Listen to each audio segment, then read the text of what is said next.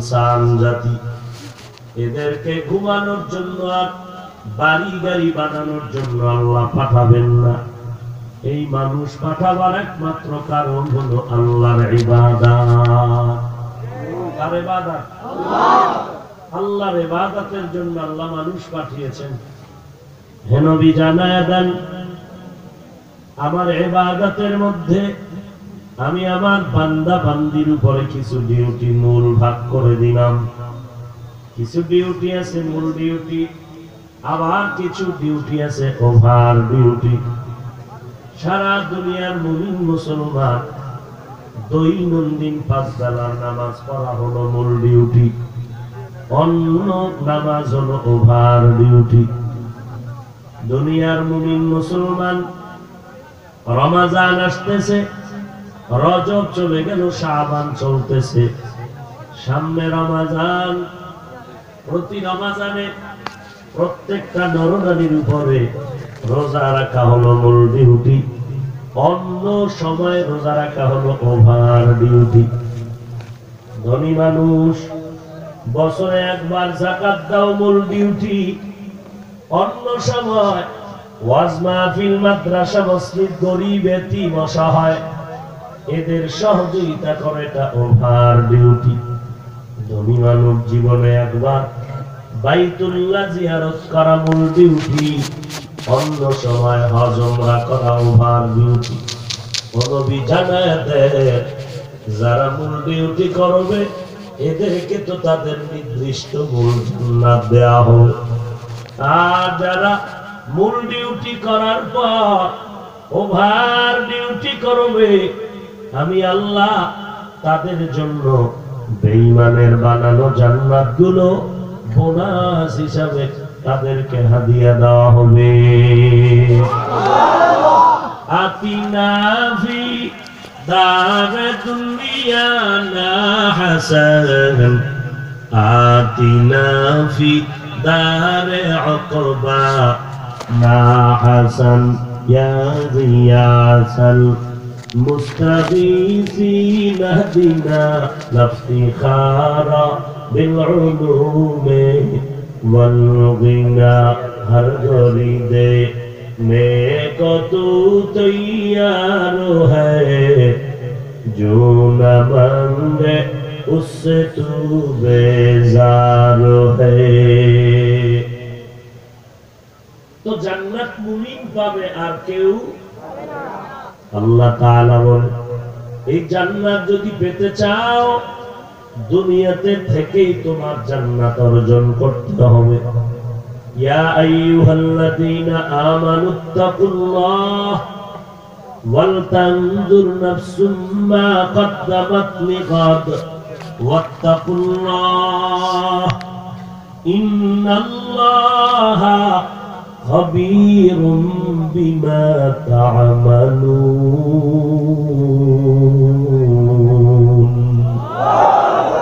এই কালামে জিন্দা কুরআনে হাকীম, হিকমতে ও লা ইয়াজালাস তো কদিম, বখা কুরআন কালামুল্লাহ বশনো কদিমাস্তি কদিমাস্তি নাইনো।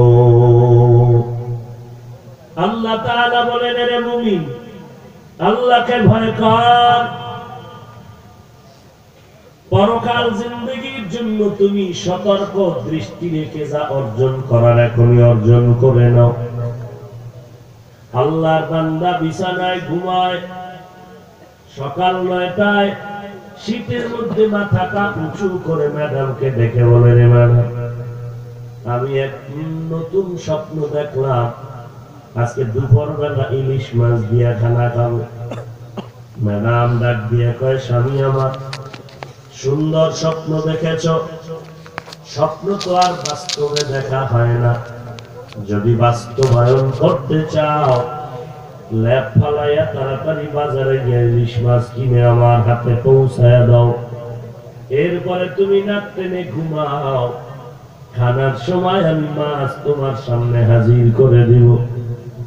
ম্যাডামের কথা স্বামীর কানে গেল, বাজারে না গিয়া আল্লাহর বান্দা ল্যাপ মুড়ে দিয়ে আরামে ঘুমাইল। দুপুর বেলা আজান শুনে আবার সজাগ হয়ে কয়, ম্যাডাম ইলিশ মাছ দাও। ম্যাডাম ডাক দিয়ে বলে, এখন তুমি যদি মাছ চাও, বিনিময় ঝাড়ু ছাড়া আমার কাছে আর কোনো খানা নেই। কারণ তোমাকে আগেই বলা হয়েছে, দুপুর বেলা তুমি যা চাও আমার হাতে আগে পৌঁছায় দাও। দুনিয়ার জমিনে বসে ও সিলেটের মুসলমান, স্বপ্ন দেখতেছো তুমি জান্নাত পাবে, স্বপ্ন দেখতেছো জান্নাতুল ফেরদাউস পাবে, স্বপ্নে তুমি দেখতেছো নবীর শাফাআত তুমি পেয়ে যাবে। আল্লাহ ডাক দিয়ে কয়, রে মুমিন, স্বপ্ন দেখলে হবে না, জান্নাতের বাজারে গিয়ে তুমি স্বপ্ন পূরণ করো। জান্নাতের বাজার কই ভাবি? খাঁটি আল্লাহওয়ালার দরবারে যাও। জান্নাতের বাজার উলামায়ে আহলে হকের মজলিসে গিয়ে কোরআনের বয়ান শুনো। জান্নাতের বাজার মাদ্রাসা তাবলীগের মধ্যে যাও। জান্নাতের বাজার, সেখানে গিয়া জান্নাত কিনো।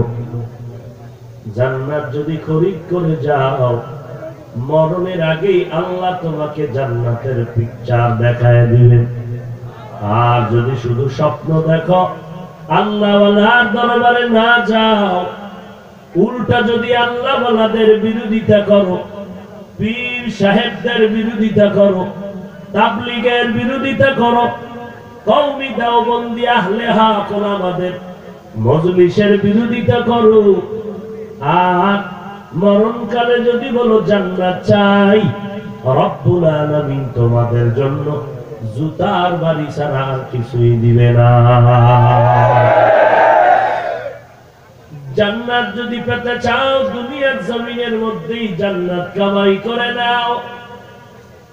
জান্নাতের বাজার মিলায় রেখেছেন একমাত্র নবীর ওয়ারিস ওয়ারাসাতুল আম্বিয়া আহলে হক ওলামা। আজকে যারা আল্লাহওয়ালা আউলিয়ায়ে কেরাম পীর মাশায়েখের বিরুদ্ধে কথা কও, তাদের মতো ভণ্ড জমিনের কেউ হতে পারে না।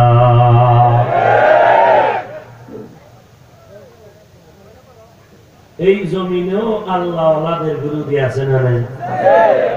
অথচ সিলেটের জমিন পবিত্র করেছেন জবরদস্ত একজন ওলিয়ে কামেল। কত বড় আল্লাহওয়ালা তিনি, কত বড় বুজুর্গ, যে আল্লাহর মোহাব্বতের কারণে জীবনে বিবাহ করেননি। কে কে কে? শাহজালালের ভক্ত। জীবনে শাহজালাল রাহমাতুল্লাহ আলাইহি আল্লাহর মোহাব্বতের কারণে বিবাহ করেননি। আর যারা শাহজালালের ভক্ত দাবি করে, বিবাহের পয়গাম নিয়ে আল্লাহর মোহাব্বতের রশিটাকে ছিন্ন ভিন্ন করেছো, আমি বলবো তোমরা এই শাহজালালের জমিনটাকে নাপাক করার জন্য যথেষ্ট। শাহজালাল রহমতুল্লাহ আলাইহি সিলেটের জমিন পবিত্র করতে গিয়ে কোনো মিছিল করেন নাই, বেতের বাড়িও লাগে নাই। পুঁজি ছিল ভোর রাতের কান্না, তাহাজ্জুদের নামাজ। আজ সেই সিলেটের জমিনে কান্নাও নাই, ভোর রাতের নামাজও নাই। পাঁচ ওয়াক্তই বলে না, ভোর রাতে আর কখন পড়বে? কান্না তো নাই। ওই কেউ যদি ওয়াজের প্যান্ডেলে এসে কান্না করে, কপাল পোড়া নিমক হারাম প্রশ্ন করে, ওয়াজের মধ্যে কাঁদে কেন? আসেনি? অথচ প্রশ্ন তাকে করা উচিত, ও কপাল পোড়া মুসলমান, কোরআনের বাগানে বসছো, কাঁদো না কেন? কান্না করা কোরআনের হুকুম, কান্না করা নবীর আদর্শ, কান্না করা আল্লাহর পছন্দের কাজ। এই কান্না যাদের নাই, এদের দিল কলব পাথরের মতো শক্ত। আর এই শক্ত পাথরওয়ালারা কান্নার বিরোধিতা করে। এরা কেউ হকপন্থী না, এরা সব বাতিল। এরা কি? বাতিল। এই যে ময়দানে এত মানুষ, হ্যাঁ, মোনাজাতের পরে বাড়িতে যাবেন আর বলবেন এত মানুষ, হবে কি আপনার এই চাপাবাজি করার দ্বারা? অথচ এখানে অধিকাংশ আশিকে রাসূল আজকে ফজরের নামাজ পড়েনি, জহুর পড়েনি, আসর পড়ে নাই, মাগরিব পড়ে নাই, এশা পড়ে নাই, বয়ানের পরে বাসায় গিয়ে মোবাইল চালাবে, আজানের আগে ঘুমাবে, ফজরও পড়বে না। বলো তোমার এই চাপাবাজি আর এই বয়ান দ্বারা কি হবে? অথচ নবী বলেন মুমিন আর বেঈমানের মাঝে ব্যবধান নামাজ। মুমিন নামাজ ছাড়ে না, বেদিন বেঈমানেরা নামাজ পড়ে না। অথচ সিলেটের জমিন কত পুত ও পবিত্র জমিন, আমরা বাহিরের মানুষ কত শ্রদ্ধার সাথে স্মরণ করি। অথচ সিলেটের ময়দানে আসলে মানুষের অন্তরের হালাত বড় দুর্বল। নামাজ নাই, টুপি নাই, দাড়ি নাই, পর্দা নাই, সুদের সাথে জড়িত।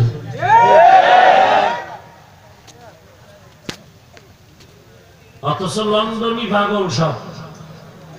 লন্ডনের পাগলেরা টাকার পাহাড় গড়লে কি সুদ খাওয়া লাগে?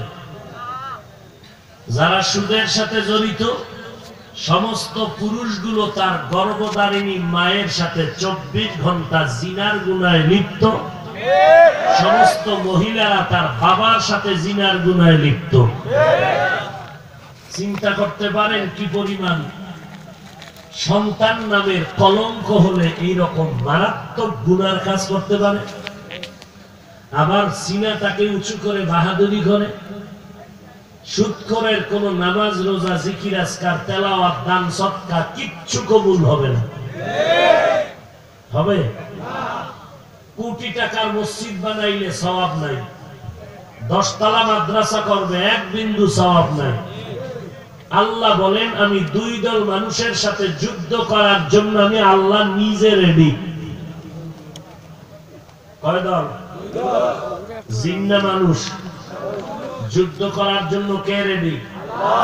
আপনারাও রেডি? বলেন। এক দলের কথা আল্লাহ বলেছেন কোরআনে, আর এক দলের কথা বলেছেন বুখারী শরীফে।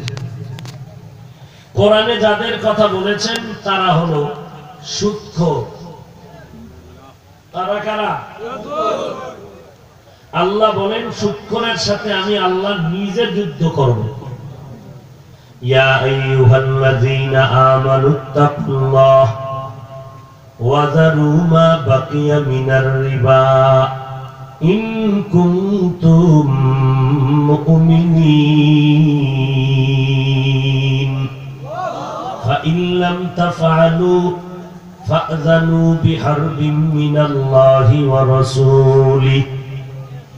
ও দুনিয়ার মুমিন, আল্লাহকে ভয় কর, সুদের থেকে নিজেরে বাঁচাও।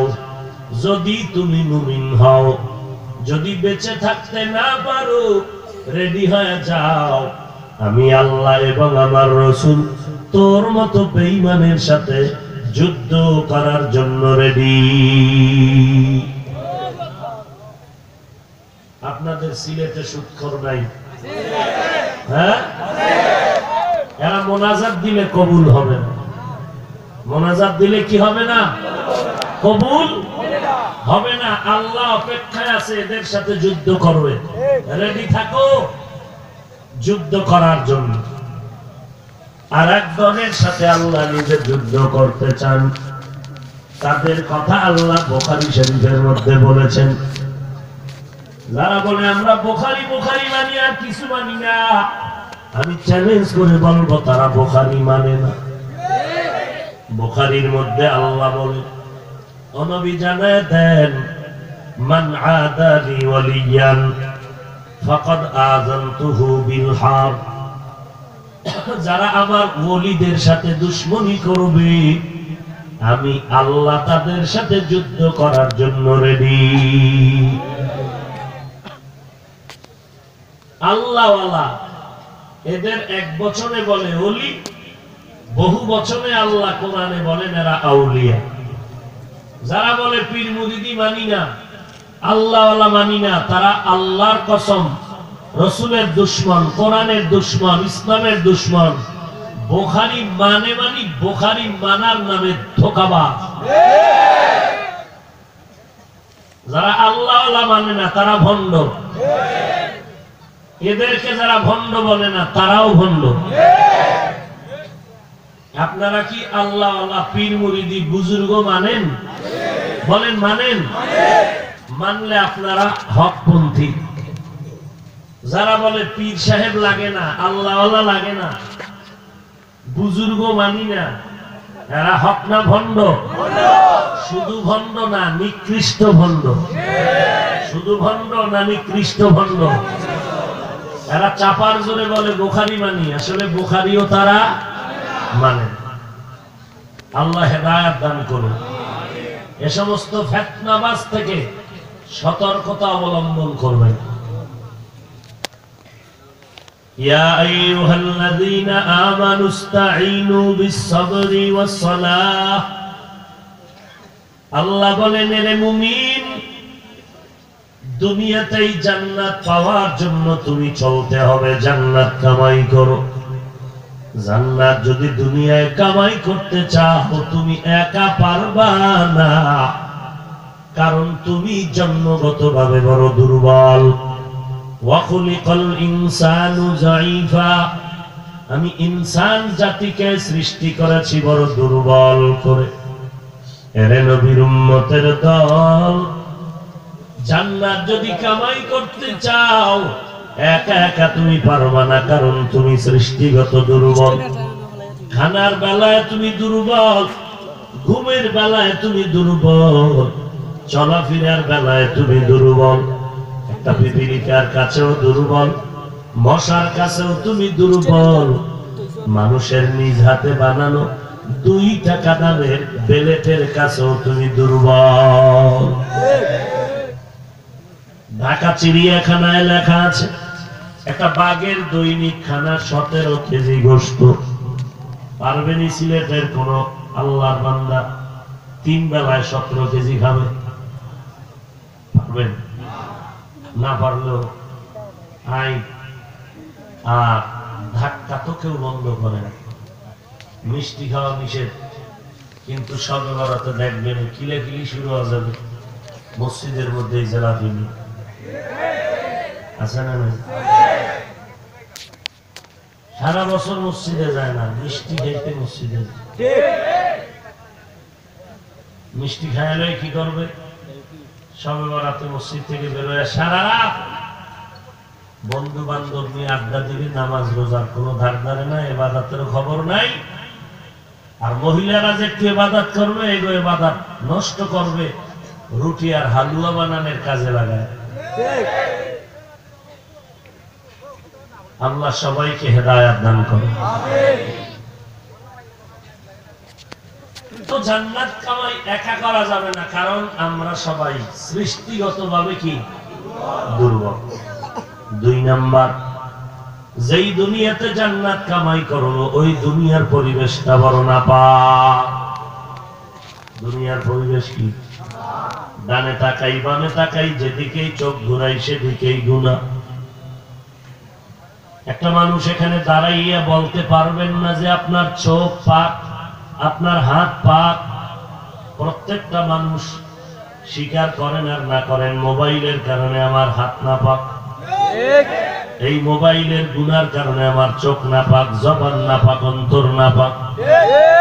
মনে হয় যেন আমি দ্রুত গতিতে জাহান্নামের দিকে মোবাইলের মাধ্যমে প্রতিযোগিতা দিয়ে আগায় যাইতেছি।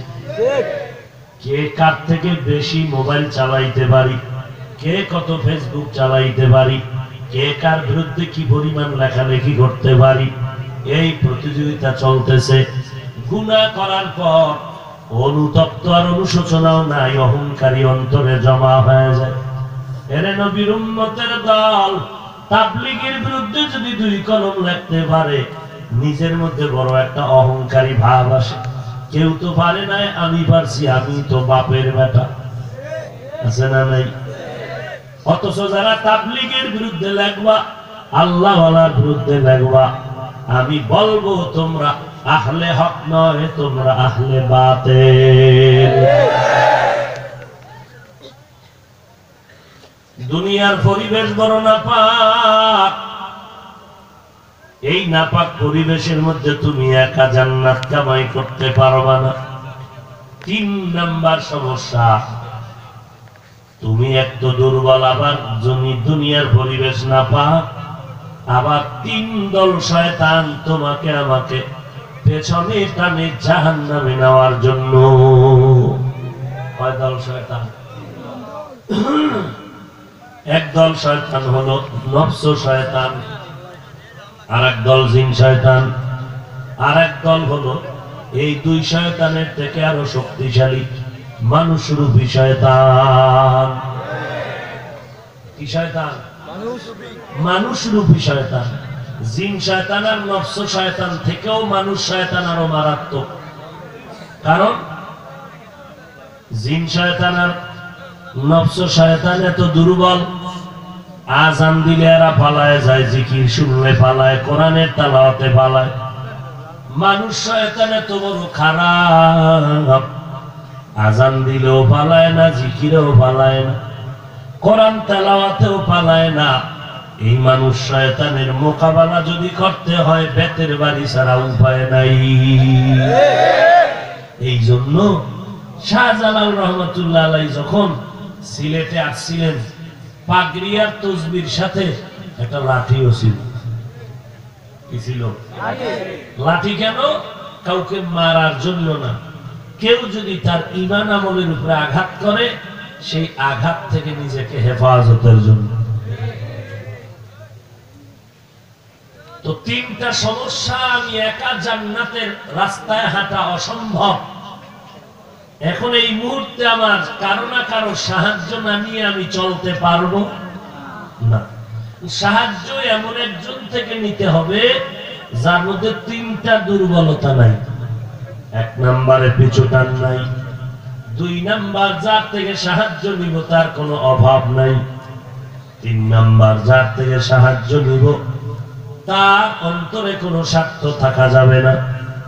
সারা দুনিয়ায় নজর করে দেখো, এমন একজন মানুষ পাওয়া যাবে যার পিছনে টান নাই, একজনও নাই। ছেলে পেছনে টানে, মেয়ে টানে, স্ত্রী টানে, আত্মীয় স্বজন পেছনে টানে, টাকা দাও, সম্মানের ঘর তুলে দাও, সাহায্য করো। 2 নাম্বার, এমন একটা মানুষ নাই এই জমিনের মধ্যে যার কোনো অভাব নাই। বরং আমি বলি, যে যত বড় টাকাওয়ালা সে তত বড় অভাবী। গরিব তার অভাব 100 টাকায় দূর হয়, বড় লোকের অভাব 1,00,000 টাকায় সমাধান হয় না। গরিবের জামায় ময়লা পড়েছে, একা একা ধুয়ে নিতে পারলো, কিন্তু সোনার বাংলায় তাকায় দেখলাম কত মা কত বাবা স্বার্থের টানে ভরে সন্তানের বিরুদ্ধে থানায় গিয়ে মামলা করে। আছে না নাই? এখন তো আরো আপডেট, কি বলে? স্বার্থের টানে মা বাবা সন্তানের জবাই করে, সন্তান মা বাবারে জবাই করে, স্ত্রী স্বামীকে হত্যা করে, স্বামী স্ত্রীকে হত্যা করে দেয়। দুনিয়াতে স্বার্থ ছাড়া কেউ নাই, তবে তুলনামূলক ব্যক্তি স্বার্থের জন্য বেশি পাগল না।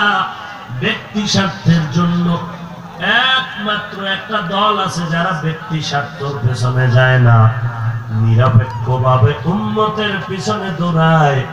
এই দলটার নাম হলো আহলে হক উলামায়ে কেরাম। এরে যুবক, তাকাইয়া কি দেখেছো?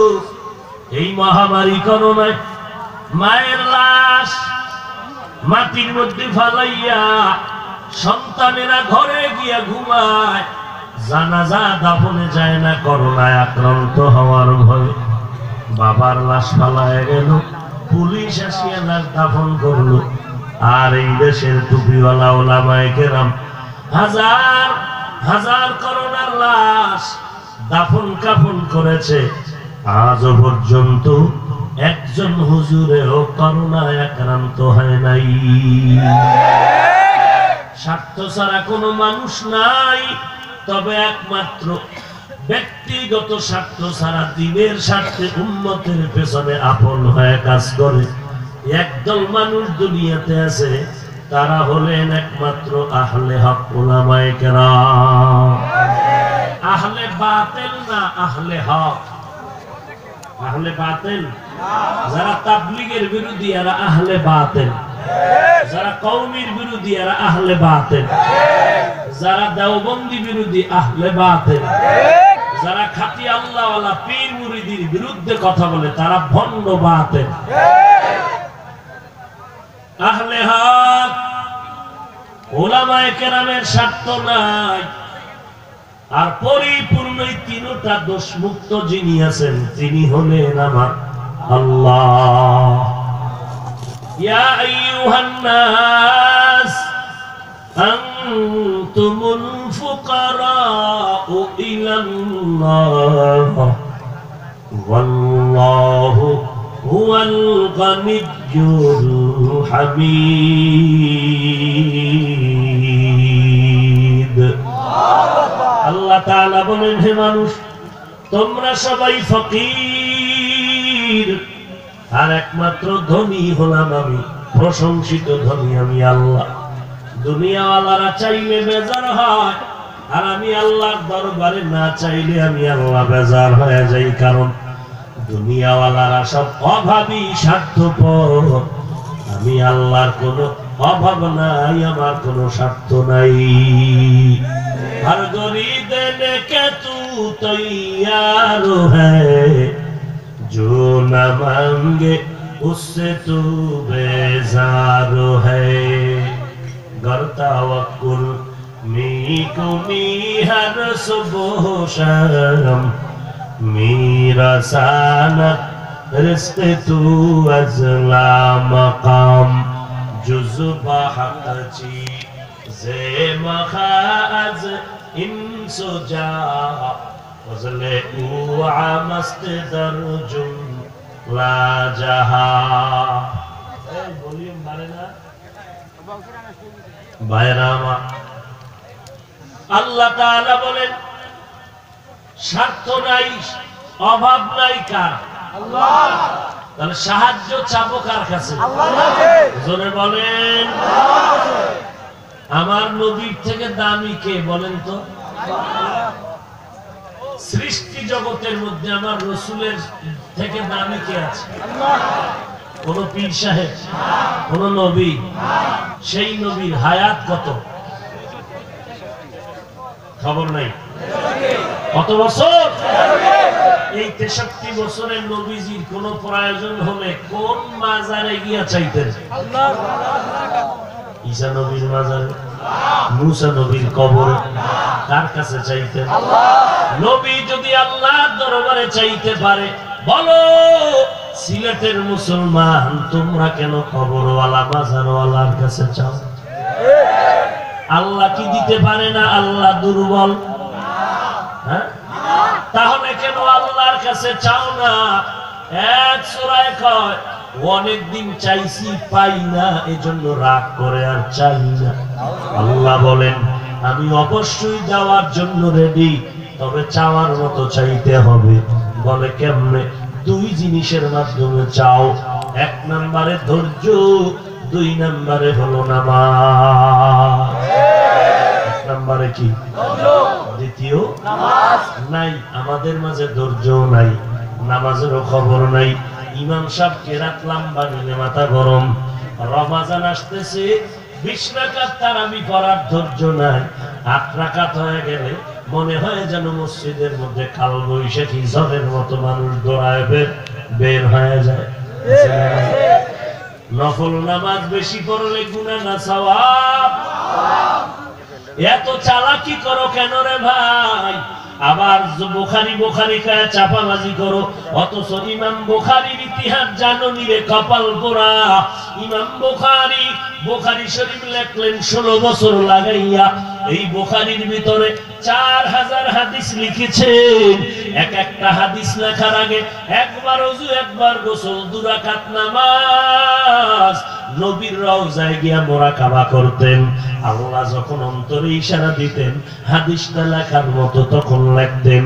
এইভাবে করে 4000 হাদিস লিখতে ইমাম বুখারী 4000 বার ওযু করলেন, 4000 বার গোসল করলেন, 4000 বার 2 রাকাত করে নামাজ পড়লেন, 4000 বার নবীর রওজায় বসে মুরাকাবা করলেন, ধ্যান করলেন। এরে নবীর উম্মতের দল, ইমাম বুখারীর কিতাবটা সারা দুনিয়ার বাতিলেরা বেদাতীরাও মাথায় নিয়ে নাচানাচি করে, আমরাও বুখারী বুখারী বলি। এত কি দামি কিতাব! ওই ইমাম বুখারী মুহাম্মদ ইবনে ইসমাইল এমন কি কাজ করলেন যার কারণে সারা দুনিয়ার কাছে আজকের কিতাবটা দামি হয়ে গেল। তিনি কত বড় বুজুর্গ, 4000 হাদিস লিখতে 4000 বার 2 রাকাত করে নামাজ আদায় করেছেন। এটা ফজরের না, জোহরের না, আসর, মাগরিব, এশা না, নফল নামাজ আদায় করেছেন। অতএব যারা বলে নফল ইবাদত লাগে না, আমি বলবো তারা ইমাম বুখারীর বড় দুশমন। এরা বুখারী মানে, এরা বলে বুখারী মানে কি পরিমাণ ধোঁকাবাজ চিন্তা করেন। ইমাম বুখারী কত বড় বুজুর্গ, আরে কয় আমি বুজুর্গই মানি। কত বড় আল্লাহর প্রিয় বান্দা। আল্লাহ হেদায়েত দান করুন। আমিন। ধৈর্য আর নামাজ, আজ আমাদের মাঝে ধৈর্য নাই, অথচ আল্লাহ বলেন হাসরের ময়দানে ধৈর্য ধারণকারীদেরকে আল্লাহ বলবেন বিনা হিসাবে জান্নাতে যাও। ইন্নামা ইউওয়াফাস সাবিরুনা আজরাহুম বিগাইরি হিসাব। ধৈর্য বড় দামি এক সম্পদ। আল্লাহর নবী বলেন আল্লাহ যারে মহব্বত করবেন তাকে ধৈর্যের পরীক্ষা নেবেন। আল্লাহ পরীক্ষা নেবেন ধৈর্যের মাধ্যমে। ওয়ালানাবলুওয়ান্নাকুম বিশাইইন মিনাল খাউফি ওয়াল জু'i ওয়া নাকসিম মিনাল আমওয়ালি ওয়াল আনফুসি ওয়াস সামারাত ওয়া বাশশিরিস সাবিরিন। ধৈর্য ধারণকারীদের জন্য সুসংবাদ। ইয়া আইয়ুহাল্লাযীনা আমানু ইসবিরু ওয়া সাবিরু ওয়া রাবিতু ওয়াত্তাকুল্লাহ। ধৈর্য ধারণ করো, ধৈর্যের উপরে মজবুত হইয়া চলো। ধৈর্য আবার 3 প্রকার। গুনাহের বেলায় ধৈর্য, মুসিবতের বেলায় ধৈর্য, ইবাদতের বেলায় ধৈর্য। ইবাদত করতে গেলে তোমার ধৈর্য ছাড়া হবে না। নামাজে দাঁড়াও, ধৈর্য না থাকলে তুমি নামাজ ইতমিনানের সাথে পড়তে পারবা না। ধৈর্য না থাকলে মুসিবতে তুমি আল্লাহর উপরে মজবুত হইয়া চলতে পারবা না। ধৈর্য যদি না থাকে গুনার সময় তুমি নিজেকে হেফাজত করে রাখতে পারবা না। অতএব ধৈর্য এত দামি। ধৈর্যের পাহাড় গড়লেন পয়গম্বরে আরবি আল্লাহর নবী ইব্রাহিম। ধৈর্যের পাহাড় দৃষ্টান্ত কায়েম করলেন ইসমাইল নবী। ধৈর্যের পাহাড় এই জমিনে কায়েম করলেন সমস্ত আম্বিয়ায়ে কেরাম। আইয়ুব আলাইহিস সালাম ধৈর্যের পাহাড় দৃষ্টান্ত কায়েম করলেন সমস্ত নবীরা। এই যে ফেরাউন এত বড় বেঈমান, নিজে গরিবের থেকে ধনী হয়ে গেল, মানুষের জমিনে শশা মাথায় নিয়ে টানিয়া মিশরের বাজারে বিক্রি করিয়া কিছু টাকার মালিক হইছে ফেরাউন। এক সময় টাকার মালিক হইয়া নিজেরে বলে আনা রব্বুকুমুল আলা, আমার থেকে বড় রব আর কেউ নাই। আল্লাহ কয় এই ফেরাউন, তোর ঘরে আমি দিনের বাতি জ্বালায় দিব। আল্লাহ তাআলা এই ফেরাউনের ঘরে দিনের বাতি জ্বালায় দিলেন। যেই ফেরাউন নিজেরে খোদা বলে দাবি করলো, নিজেরে এত ক্ষমতার বাহাদুরি, আজকে তার ক্ষমতার দাপটে যেই সময় দুনিয়া কাঁপত, আজ ফেরাউনের নাম নেওয়ার একটা মানুষ দুনিয়াতে নাই। দুনিয়াতে তার নাম স্মরণ করার মতো কেউ নাই। অথচ আল্লাহ তার ঘরের মধ্যে দিনের বাতি জ্বালায় দিলেন তার আপন স্ত্রী আসিয়ার মাধ্যমে। কারণটা কি? এই আসিয়া মূসা নবীকে লালন পালন করার সোহবত লাভ করার কারণে আসিয়ার মধ্যে আল্লাহ ঈমানের নূর বাড়ায় দিলেন। ফেরাউন একদিন তাকায় দেখে আসিয়া ঠোঁট নাড়ায় নাড়ায় যেন কি পড়ে। ফেরাউন ডাক দিয়া কয়, আসিয়া জিহ্বা নাড়ায় কি বড়? আসিয়া ডাক দিয়া কয়, আমি আমার রবের নামের জিকির করি। ফেরাউন বলে, আমি তো বড় রব। বলে, না না, তোমারে যিনি বানাইছেন তিনি হলেন আমার রব। ফেরাউন বলে, ফিরিয়া যা। বলে, না রে ফেরাউন, ভয় দেখাইস না, কল্লা নিতে পারবি, ঈমান নিতে পারবি না। আমি মহিলা মানুষ মনে করিস না, আমার ঈমান বড় দুর্বল। না, আমি আল্লাহর একজন খাঁটি বান্দী হইয়া কবরে যাব। মায়ার নবী বলেন, আরে উম্মতের দল, আল্লাহ তাআলা হাশরের ময়দানে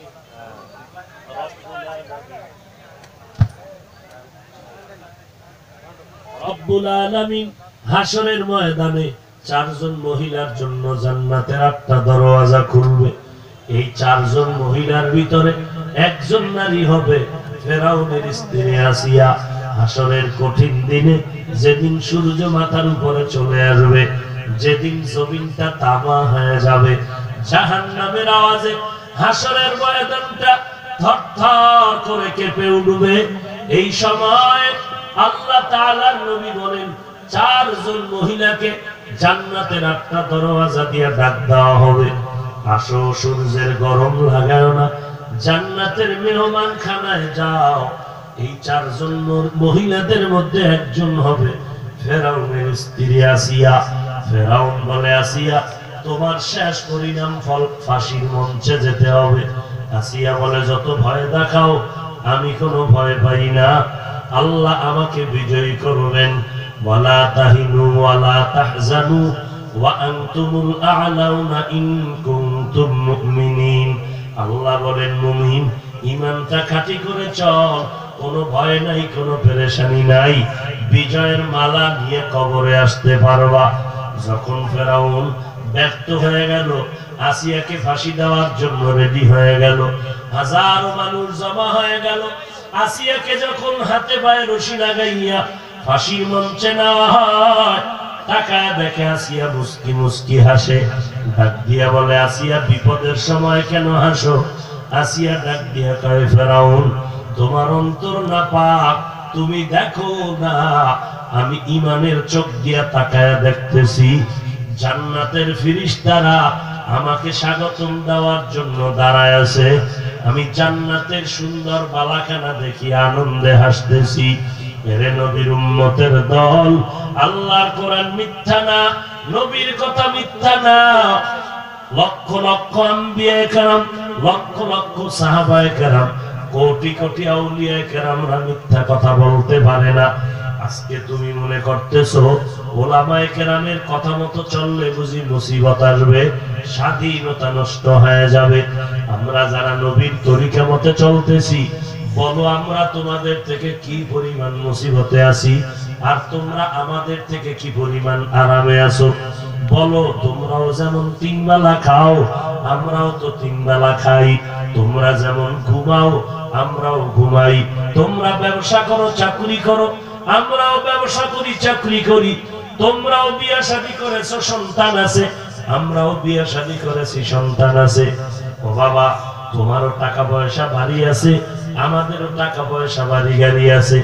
অতএব আল্লাহর শুকর, তুমি আল্লাহকে বাদ দিয়া, নবীর তরিকা বাদ দিয়া আমাদের থেকে মোটেও ভালো নাই। বরং যত মুসিবত তোমার উপরে, না দুনিয়া পাইছো, না আখিরাত তুমি পাইবা। অথচ আল্লাহ তাআলা দেখায়, এরে যুবক, ও পর্দার আড়ালের মা বোনেরা, তোমাদের মতো কত মা বোন, তোমার মতো কত যুবক স্কুল কলেজে পড়ে, এক বেলার নামাজও বাদ দেয় না। তোমার অন্তরকে একটু জিজ্ঞাসা করো, তুমি কেন পারো না রে বাবা? তোমার আমার মতো কত বান্দা র‍্যাব, আর্মি, পুলিশ, বিডিআর, সরকারি বেসরকারি চাকরি করে, নামাজ ছাড়ে না। তোমার বিবেকরে জিজ্ঞাসা করো, তুমি কেন পারো না?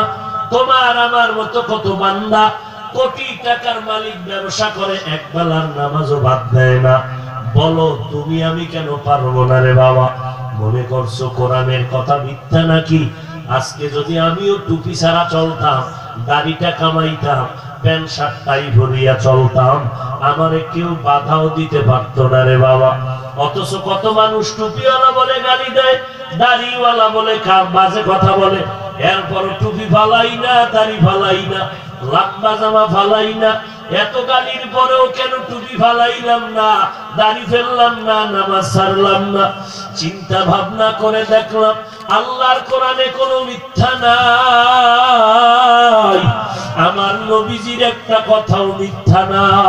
এক জাররা পরিমাণ গুনাহ নিয়ে যদি কবরে যাও, ওই অন্ধকার কবর হবে জাহান্নামের টুকরা। আল্লাহর নবী বলেন ওই কবরে কে পীর, কে মুরিদ, কে মাওলানা, কে ইমাম, কে মুক্তাদি, কে ধনী, কে গরীব, কে শিক্ষিত, কে মূর্খ ভেদাভেদ থাকবে না। ওই কবরে সবাইকে সাদা কাফনের প্যাকেট বানায় রাখা হবে। চর্মনাইওয়ালাদের কাফনের কালারও যেমন, তাবলিগওয়ালাদের কাফনের কালারও তেমন, ফুলতলিওয়ালাদের কাফনের কালারও হবে তেমন। দুনিয়াতে তুমি সবুজ পরো আর সাদা পরো, মরণকালে সবার কালার হবে এক, কবরের সাইজও হবে এক, কবরের প্রশ্ন হবে তিনটা এক। রবের পরিচয় দাও, ধর্মের পরিচয় দাও, রাহমাতুল লিল আলামিনের পরিচয় দাও। এই জবাব যদি দিতে না পারো, কবর হবে জাহান্নামের গর্ত। আল্লাহ বলবে কবরের মাটি দুই পার্শ্ব থেকে জোরে জোরে চাপ দাও। একটা বেতের বাড়ি সইতে পারো না রে যুবক। আল্লাহর নবীর কথা মতে চিন্তা কর, কবরের মাটির চাপ কেমন করে সহ্য করবি? সূর্যের গরম সহ্য করতে পারো না, জাহান্নামের আগুন কবরের মধ্যে কি করে সহ্য করবি? বালিশে মাথা লাগাইয়া চিন্তা কর, যখন ঘুমাইতে যাও, ঘুমের ঘরেও তো কত মানুষ মরিয়া যায়। তুমি যদি মরিয়া যাও, এই ঘুমে যদি তোমার চির ঘুম হয়, সকালবেলা তোমার মা ডাকবে বাবা ওঠ, দেখবে সন্তানের কোনো আওয়াজ নাই, কাছে গিয়ে দেখবে সন্তান সোজা হয়ে আছে, শরীরটা বরফের মতো ঠান্ডা। মা চিল্লায় বলবে তোরা কে আছো, আয় আয়, আমার সন্তান আর জিন্দা নাই। মা কান্না করবে, বাবায় কাঁদবে, তুমি স্বপ্নের মতো দেখবা তোমার কেউ যাবে গরম পানি দিয়ে গোসল করানোর জন্য, কেউ যাবে ইমামের জানাজার খবর দেওয়ার জন্য, কেউ যাবে বাঁশবাগানে কবর খনন করার জন্য। সাদা কাপড়ের প্যাকেট বানায় কবরে রেখে সবাই চলে যাবে। ওই অন্ধকার কবরে 1000 বছর পরে থাকতে হবে। তোমার মা, তোমার বাবা কেউ একদিনও কবরের কিনারায় আসবে না। অতএব আল্লাহর কাছে তওবা করে নাও, জীবনে আর নামাজ ছাড়বো না, বেপরদায় চলবো না, নবীজির তরিকার বাহিরে চলবো না, মা বাবারে কষ্ট দিব না, আলেম ওলামাদের বিরোধিতা করব না, আল্লাহ ওয়ালাদের পরামর্শ নিয়ে আমল করব, নবীর সুন্নত অনুযায়ী চলব, দেশের বিরুদ্ধে জাতির বিরুদ্ধে ষড়যন্ত্র করব না, জীবনে দাড়ি কাটবো না, বেপরদায় চলবো না। চাকরি থাকার যাক, রিজিকের মালিক আল্লাহ, হায়াতের মালিক আল্লাহ, সম্মানের মালিক আল্লাহ। অতএব দুনিয়ার চাকরি আমাকে সম্মান দিবে না, দুনিয়ার ব্যক্তি সম্মান দিবে না। আল্লাহ যদি আমাকে কবুল করে আমি এমনিই সম্মানিত হব। আজকে থেকে আল্লাহর বিরোধিতা করব না, নবীর তরিকার বাহিরে চলব না। মুনাফিকি যদি না থাকে, খাঁটি তওবা করার যদি নিয়ত হয়, গলায় ছুরি আসবে মরে যাব, আর দাড়িতে ছুরি লাগাবো না, আর নামাজ ছাড়বো না। তওবার খাঁটি নিয়ত যদি হয়, খাঁটি তওবার নিয়তে দুটো হাত আমার আল্লাহকে দেখায় দাও। আল্লাহ হাতগুলো কবুল করে নেন, তওবা করার তৌফিক দান করেন, তওবার উপরে মজবুত হয়ে চলার তৌফিক দান করেন। আলহামদুলিল্লাহি রাব্বিল আলামিন, ওয়াসসালাতু ওয়াসসালামু আলা সাইয়্যিদিল আমবিয়া'i ওয়াল মুরসালিন ওয়া আলা আলিহি ওয়া আসহাবিহি আজমাইন। ইয়া আরহামার রাহিমিন, ইয়া আরহামার রাহিমিন, ইয়া আরহামার রাহিমিন রব্বির হামহুমা কামা রব্বায়ানি সগীরা আল্লাহুম্মা ইন্না নাউযু বিকা মিনাল বারাসি ওয়াল জুনুনি ওয়াল জুযামি ওয়া মিন সাইয়্যিল আসকাম। আয় আল্লাহ, আমাদেরকে আপনি মাফ করে দেন, গুনাহমুক্ত জীবন দান করেন, সুন্নতের আমলওয়ালা জিন্দেগি দান করেন। আয় আল্লাহ, নামাজি দাড়িওয়ালা বানায় দেন, মা বাবার খেদমতের জন্য কবুল করে নেন। আয় আল্লাহ, সারা দুনিয়ায় শান্তি দান করেন, বাংলাদেশ শান্তির দেশ বানায় দেন। আহলে বাতিল থেকে আমাদের ঈমান আমল হেফাজত করেন। আয় আল্লাহ, আপনার খাঁটি আউলিয়া কেরামের বন্ধু বানায় দেন।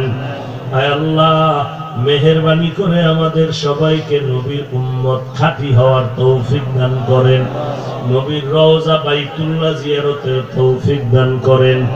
আয় আল্লাহ, মা বোনদের পর্দানিশী বানায় দেন, নারীদের ফিতনা থেকে কুদরতের হাতে হেফাজত করেন। আয় আল্লাহ, চলার পথে ইজ্জতের সাথে হেফাজত করেন, কোরআন ও হাদিসের ইলমের নূর সিনায় দান করেন।